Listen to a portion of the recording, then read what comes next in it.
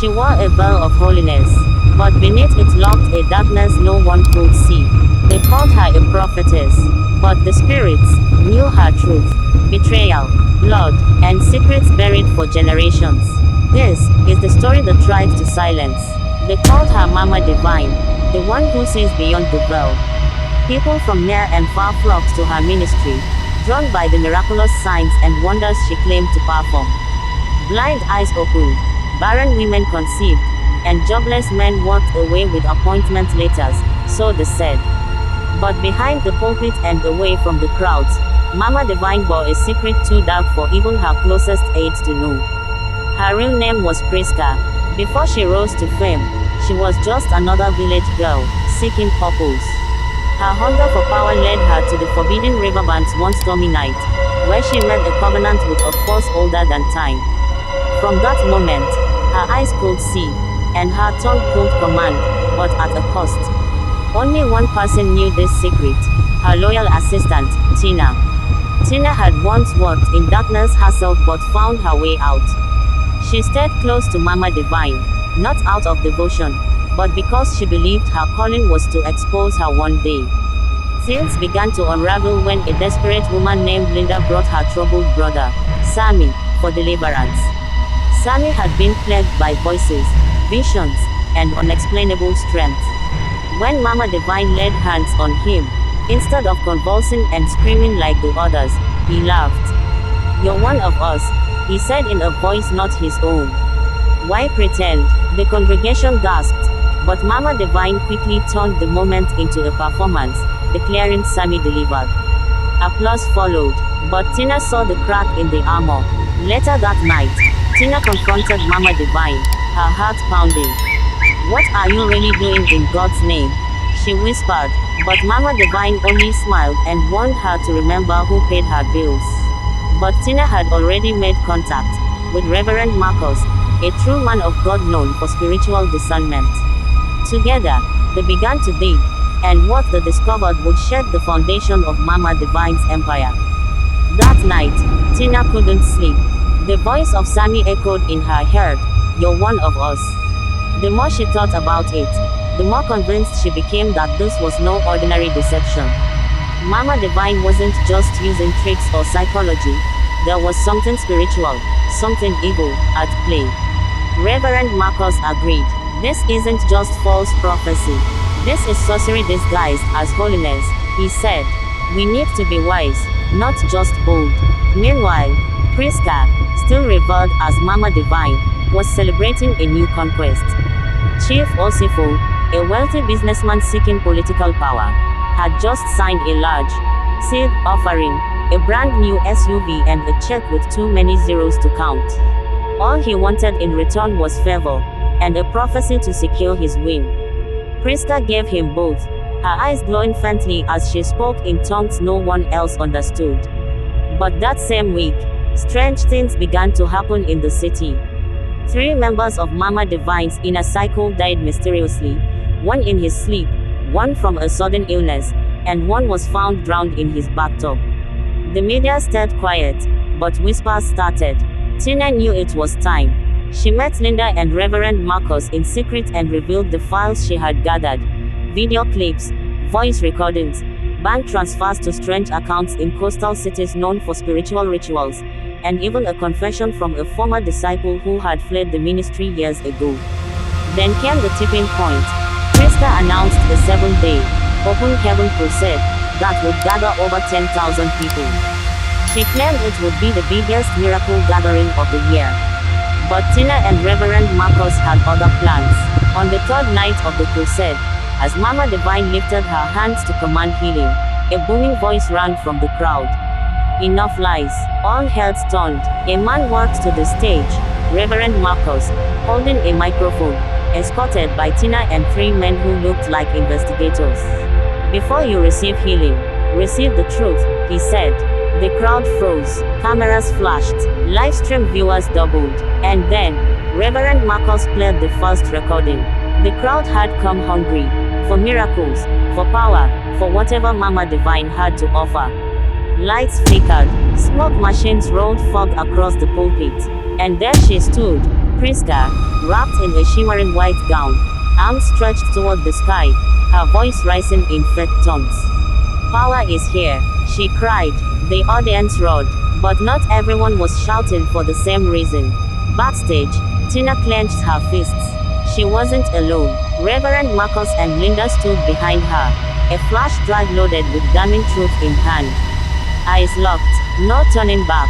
Play it, Tina whispered. A loud crackle interrupted the worship. The crowd hushed. A man's voice filled the air. Come, stand. This is not the voice of God. This is the voice of greed, of manipulation, of darkness masquerading as light. Gasps echoed through the open-air crusade.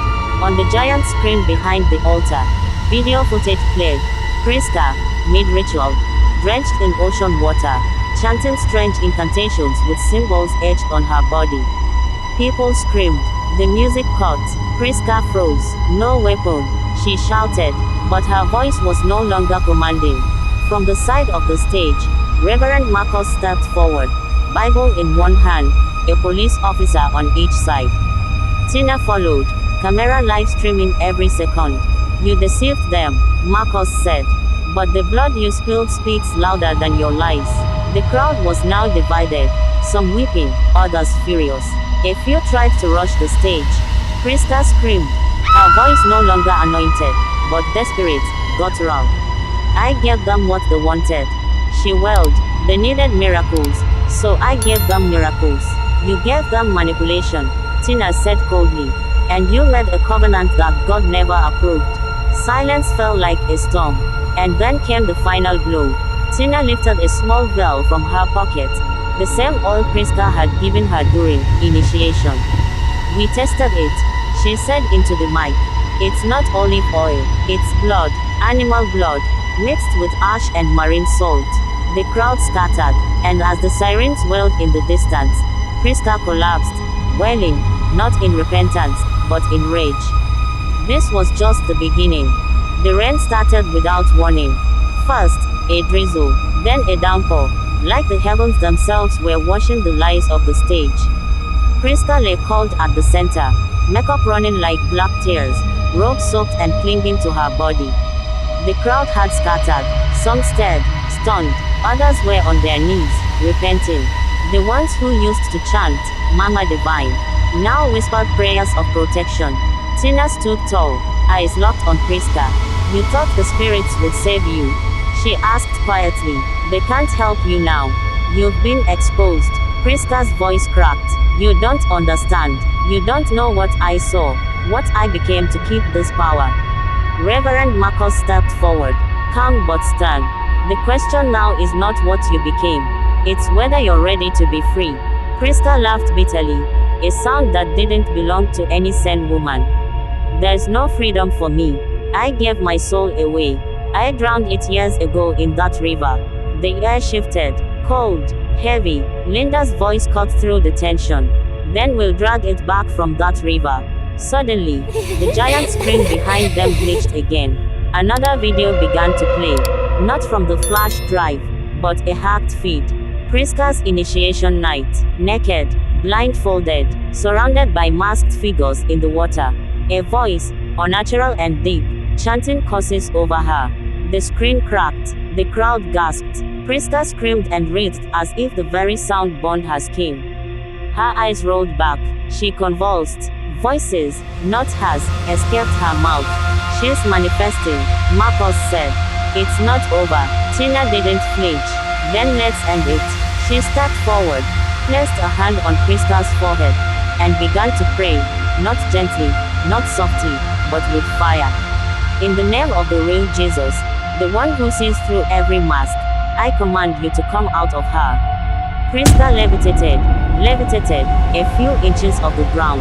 The atmosphere snapped, wind howled through the open space, and then, silence. Priska fell, still, breathing, but something was gone. The demon, the facade, the control. She looked up at Tina with eyes full of something she hadn't shown in years. Fear, and maybe, hope. Tina reached out a hand. You're not the first to fall this deep, she said. But you don't have to stay there. Priska's body shook violently on the ground. Not like someone having a seizure. Like something fighting to stay.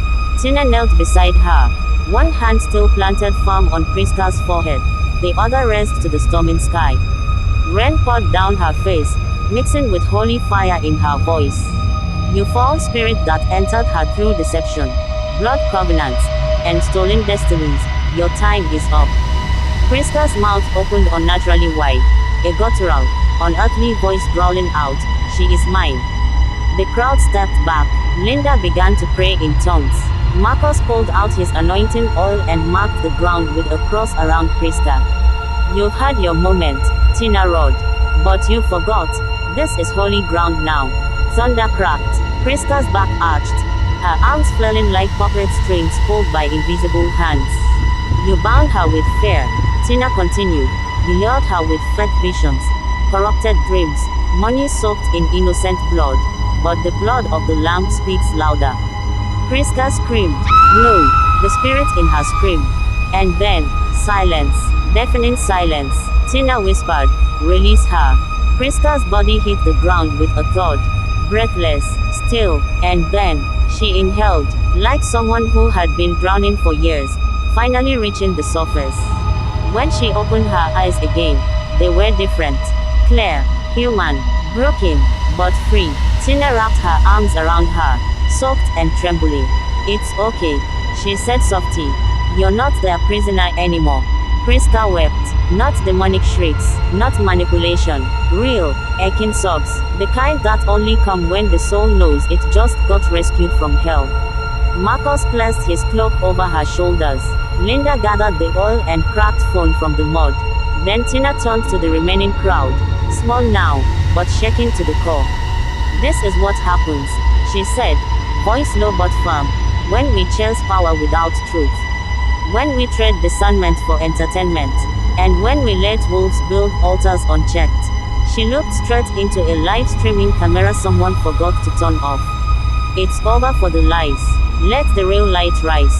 The once crowded room now felt still, like a storm had passed, leaving only the debris of shattered illusions behind. The dim lighting flickered back on, illuminating the remnants of the chaos. Priska, still trembling in Tina's arms, slowly pushed herself up, her eyes locking onto the shocked faces around her. Are you okay?" Linda asked softly, kneeling beside her with a trembling hand. Priska didn't answer immediately. She looked around as if she were seeing the world for the first time. Her hands trembled as she reached up to wipe her tears. She started, her voice barely a whisper. "I don't know what happened. I felt it, something dark, suffocating, controlling me. I've been living in fear. Fear of what they might do to me. Fear of failing them." The words stumbled out of her, a rush of painful memories flooding her mind.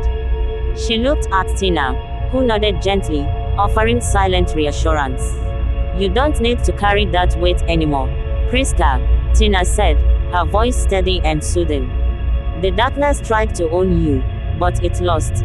You've been set free." Priska wiped her eyes, then looked down at her hands. "But, I've done things. I've hurt people. I've lied. You're not defined by the lies you've lived through," Tina interrupted, her tone firm but full of compassion. "You can choose to walk a different path now. It won't be easy, but it's possible. You have a chance to rebuild. It starts with you believing you're worth that chance." Priska nodded, wiping her eyes again, her hands steadying with each passing second. She looked up, her gaze now full of clarity, free of the haunting shadows that had plagued her. The room was silent. Those who had been watching from the shadows now slowly stepped forward, some hesitant, others more certain. Tina turned to them, her gaze piercing as she spoke with the authority of someone who knew the cost of truth. "If there are any more of you, pretending to be something you're not, hiding behind false altars, hiding behind fake miracles, hiding behind people's trust," Tina paused, letting the weight of her words sink in. "You're next. This fight isn't just for Priska. It's for every soul that's been misled by wolves in sheep's clothing. This isn't the end. It's the beginning." One by one, the people in the room began to drop to their knees. Some were weeping, others were just silent, absorbing the weight of the moment. But all of them felt something. The heavy pull of the truth and the warmth of deliverance washing over them. Marcus stepped forward, his expression solemn. "Tina, what now?" he asked quietly. Tina looked at him and smiled. A smile that held the power of someone who had seen and survived more than she could ever explain. "Now," she said, raising her voice for everyone to hear, "we rebuild. We heal, we move forward." And just like that, the atmosphere shifted. It wasn't a clean break. There was still healing to be done, still battles to fight. But the first step was taken. Darkness had been exposed, and the light was now free to shine.